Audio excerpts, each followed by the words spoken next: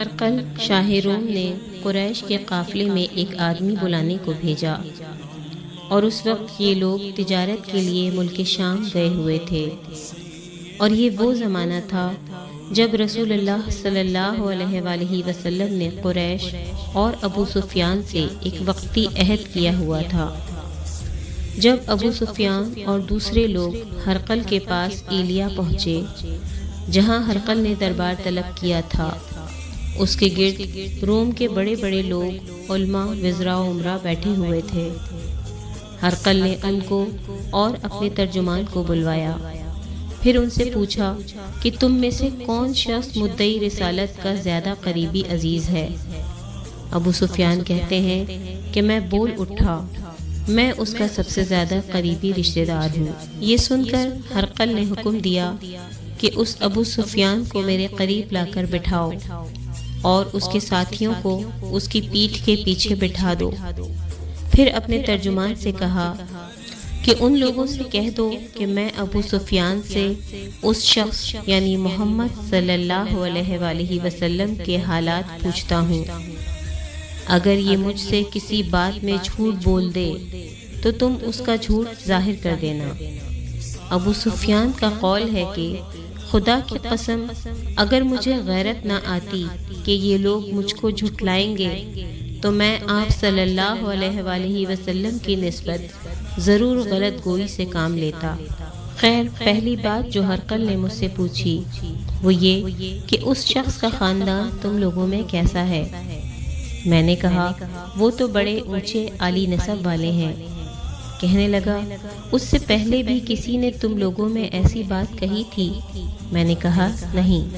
کہنے لگا اچھا، اس کے بڑوں میں کوئی بادشاہ ہوا ہے؟ میں نے کہا نہیں۔ پھر اس نے کہا بڑے لوگوں نے اس کی پیروی اختیار کی ہے یا کمزوروں نے؟ میں نے کہا نہیں، کمزوروں نے۔ پھر کہنے لگا اس کے تابعدار روز بروز بڑھتے جاتے ہیں یا کوئی ساتھی پھر بھی جاتا ہے؟ میں نے کہا نہیں۔ کہنے لگا کیا اپنے اس دعوی نبوت سے پہلے کبھی کسی بھی موقع پر اس نے جھوٹ بولا ہے؟ میں نے کہا نہیں، اور اب ہماری اس سے صلح کی ایک مقررہ مدت ٹھہری ہوئی ہے، معلوم نہیں وہ اس میں کیا کرنے والا ہے۔ ابو سفیان کہتے ہیں میں اس بات کے سوا اور کوئی جھوٹ اس گفتگو میں شامل نہ کر سکا۔ ہرقل نے کہا کیا تمہاری اس سے کبھی لڑائی بھی ہوتی ہے؟ ہم نے کہا ہاں۔ بولا پھر تمہاری اور اس کی جنگ کا کیا حال ہوتا ہے؟ میں نے کہا لڑائی ڈول کی طرح ہے، کبھی وہ ہم سے میدان جنگ جیت لیتے ہیں اور کبھی ہم ان سے جیت لیتے ہیں۔ ہرقل نے پوچھا وہ تمہیں کس بات کا حکم دیتا ہے؟ میں نے کہا وہ کہتا ہے کہ صرف ایک اللہ ہی کی عبادت کرو، اس کا کسی کو شریک نہ بناؤ، اور اپنے باپ دادا کی شرک کی باتیں چھوڑ دو، اور ہمیں نماز پڑھنے، سچ بولنے، پرہیزگاری اور صلہ رحمی کا حکم دیتا ہے۔ یہ سب سن کر پھر ہرقل نے اپنے ترجمان سے کہا کہ ابو سفیان سے کہہ دے کہ میں نے تم سے اس کا نسب پوچھا تو تم نے کہا وہ ہم میں عالی نسب ہے، اور پیغمبر اپنی قوم میں عالی نسب ہی بھیجے جایا کرتے ہیں۔ میں نے تم سے پوچھا کہ دعوی نبوت کی یہ بات تمہارے اندر اس سے پہلے کسی اور نے بھی کی تھی؟ تو تم نے جواب دیا کہ نہیں۔ تب میں نے اپنے دل میں کہا کہ اگر یہ بات اس سے پہلے کسی نے کہی ہوتی تو میں سمجھتا کہ اس شخص نے بھی اس بات کی تقلید کی ہے جو پہلے کہی جا چکی ہے۔ میں نے تم سے پوچھا کہ اس کے بڑوں میں کوئی بادشاہ بھی گزرا ہے؟ تم نے کہا کہ نہیں۔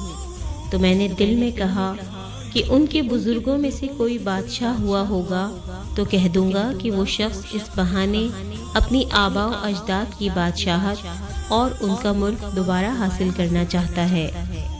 اور میں نے تم سے پوچھا کہ اس بات کے کہنے یعنی پیغمبری کا دعویٰ کرنے سے پہلے تم نے کبھی اس کو دروغ گوئی کا الزام لگایا ہے؟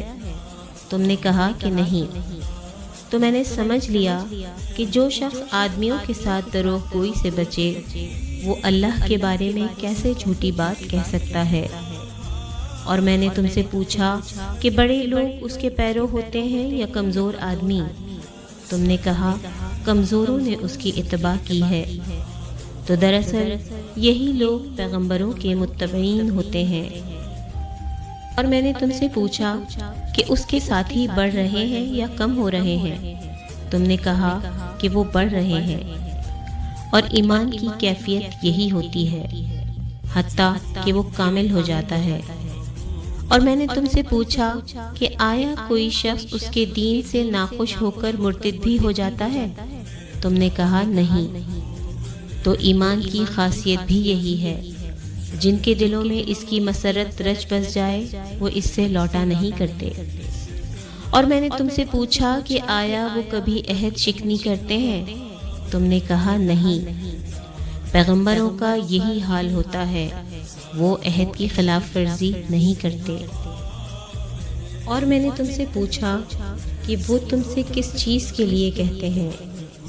تم نے کہا کہ وہ ہمیں حکم دیتے ہیں کہ اللہ کی عبادت کرو، اس کے ساتھ کسی کو شریک نہ ٹھہراؤ، اور تمہیں بتوں کی پرستش سے روکتے ہیں، سچ بولنے اور پرہیزگاری کا حکم دیتے ہیں۔ لہٰذا اگر یہ باتیں جو تم کہہ رہے ہو سچ ہیں تو ان قریب وہ اس جگہ کا مالک ہو جائے گا جہاں میرے یہ دونوں پاؤں ہیں۔ مجھے معلوم تھا کہ وہ پیغمبر آنے والا ہے، مگر مجھے یہ معلوم نہیں تھا کہ وہ تمہارے اندر ہوگا۔ اگر میں یہ جانتا کہ اس تک پہنچ سکوں گا تو اس سے ملنے کے لیے ہر تکلیف گوارا کرتا۔ اگر میں اس کے پاس ہوتا تو اس کے پاؤں دھوتا۔ ہرقل نے رسول اللہ صلی اللہ علیہ وآلہ وسلم کا وہ خط منگایا جو آپ نے داہیہ کلبی رضی اللہ عنہ کے ذریعے حاکم بصرہ کے پاس بھیجا تھا، اور اس نے وہ ہرقل کے پاس بھیج دیا تھا۔ پھر اس کو پڑھا تو اس میں لکھا تھا، اللہ کے نام کے ساتھ جو نہایت مہربان اور رحم والا ہے۔ اللہ کے بندے اور اس کے پیغمبر محمد صلی اللہ علیہ وآلہ وسلم کی طرف سے یہ خط ہے شاہ روم کے لیے۔ اس شخص پر سلام ہو جو ہدایت کی پیروی کرے۔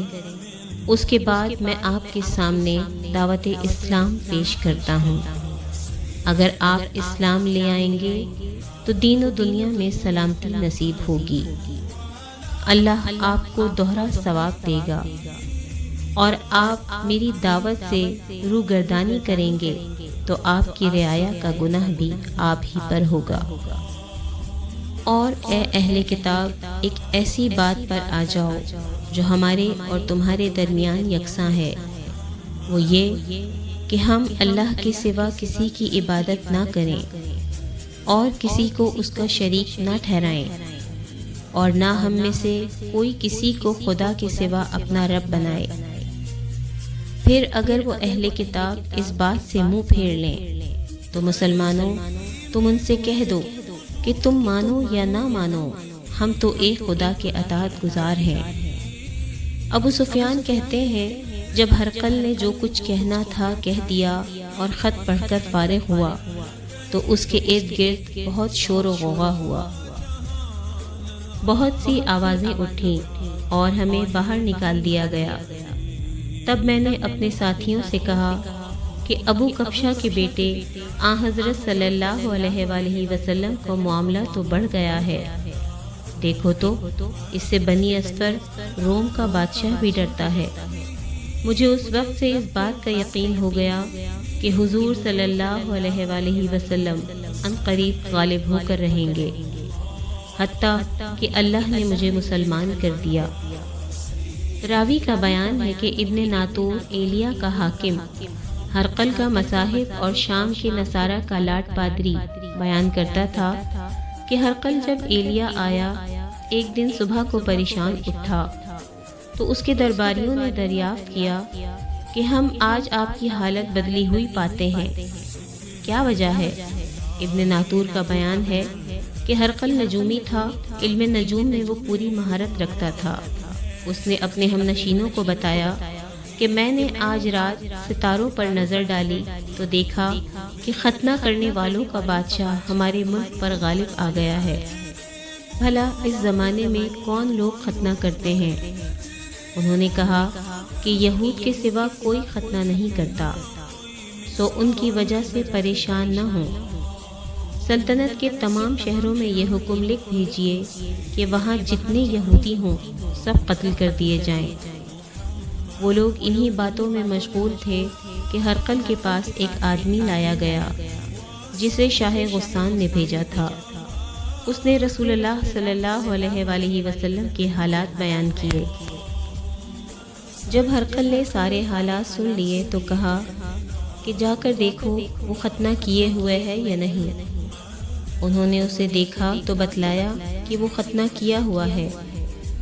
ہرقل نے جب اس شخص سے عرب کے بارے میں پوچھا تو اس نے بتلایا کہ وہ ختنہ کرتے ہیں۔ تب ہرقل نے کہا کہ یہی محمد صلی اللہ علیہ وآلہ وسلم اس امت کے بادشاہ ہیں جو پیدا ہو چکے ہیں۔ پھر اس نے اپنے ایک دوست کو رومیہ خط لکھا، اور وہ بھی علم نجوم میں ہرقل کی طرح ماہر تھا۔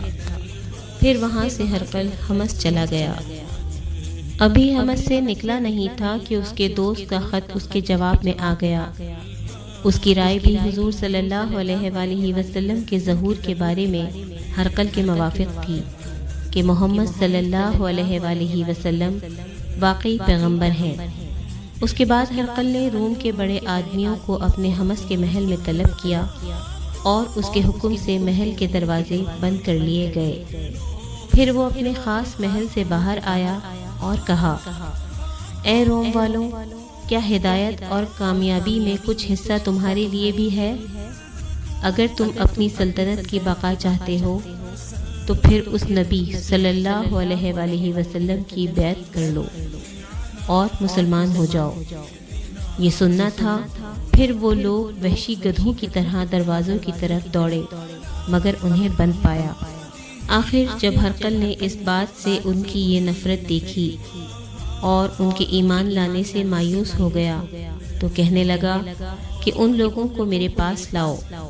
جب وہ دوبارہ آئے تو اس نے کہا، میں نے جو بات کہی تھی اس سے تمہاری دینی پختگی کی آزمائش مقصود تھی، سو وہ میں نے دیکھ لی۔ تب یہ بات سن کر وہ سب کے سب اس کے سامنے سجدے میں گر پڑے اور اس سے خوش ہو گئے۔ بالآخر ہرقل کی آخری حالت یہی رہی۔ صحیح بخاری حدیث نمبر 7۔